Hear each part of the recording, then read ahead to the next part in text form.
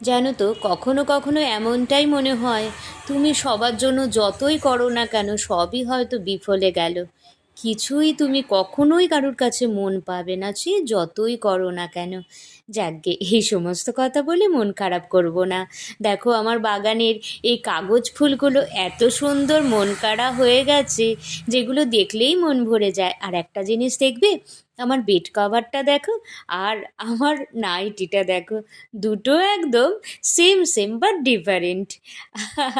কি বলবো বলো তো। চলো, তোমাদের সাথে কথা বলতে বলতে আমি তো ভুলেই গেছি, একটু চা বসিয়েছিলাম। স্নান করে উঠে চা না খেলে যেন ভালো লাগে না। আর এই চাটা আমি একটু কড়া করে করি, বেশি চা বেশি দুধ, পুরোটাই দুধ দিয়ে করি। আর আমার এত ভালো লাগে। তোমাদের কি ভালো লাগে এরকম স্নান করে উঠে চা খাওয়া? তবে গরমকালে ভালো লাগে না, এই ওয়েদারেতেই আমার একটু ভালো লাগে, জানো তো।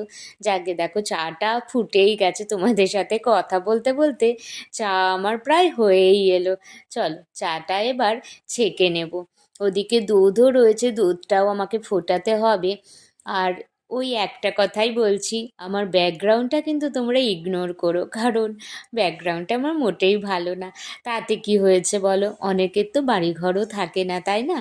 আর দেখো, আমার চা গোলা হয়ে গেল, আমি একটু চা গুলে নিয়ে, আচ্ছা চলো, এবার আজকে দুপুরের কি মেনু হবে বা দুপুরে কি আছে সেটা শেয়ার করি। আমার পাবলুর জন্য মাংস, আর আমাদের জন্য মাছের মাথা আনা হয়েছে আর ভেটকি আনা হয়েছে। তো আজকে ভেটকিটাই রান্না হবে। একটু বসে বসে চা খাচ্ছি, এই সময়টাই একটু রিল্যাক্স করার টাইম, জানো তো।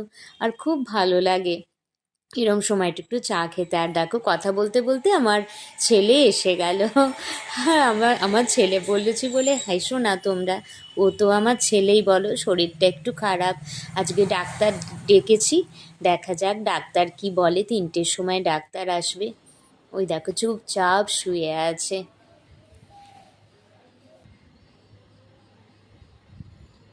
কি হয়েছে? খুব শরীর খারাপ? কিচ্ছু খাচ্ছিস না? এত খেতে ভালোবাসিস, তাও কিছু খাচ্ছিস না। আজকে ডাক্তার ডেকেছি, ডাক্তার এসে তোমায় ওষুধ দিয়ে দেবে। শুধু ডিম খেয়ে রয়েছো, পেট পুরো একদম খালি হয়ে গেছে। চিন্তা করো না, সব ঠিক হয়ে যাবে। হুম, ঘুমো, ঘুমো।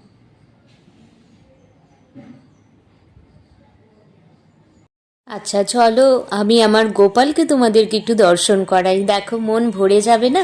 এদিকে গোপালের বিছানা রয়েছে, আর ওদিকে আমার সবচেয়ে প্রিয় বজরংবলী রয়েছে। চলো, টাটা।